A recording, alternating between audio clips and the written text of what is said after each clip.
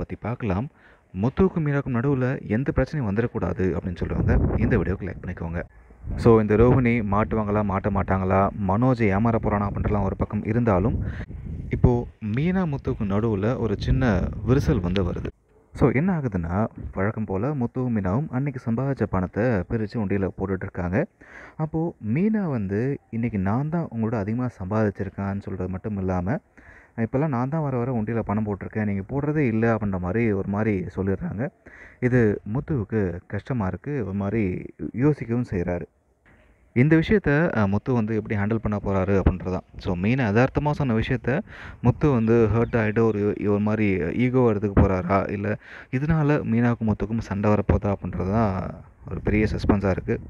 இதை ஸ்போர்ட்டிவாக எடுத்துக்கிட்டு முத்து மீனாவை இன்னும் என்கரேஜ் பண்ணி இன்னும் அதிகமாக சம்பாதிக்க வச்சார் அப்படின்னா சூப்பராக இருக்கும். பார்க்கலாம் என்ன பண்ண போகிறாங்க அப்படின்றத.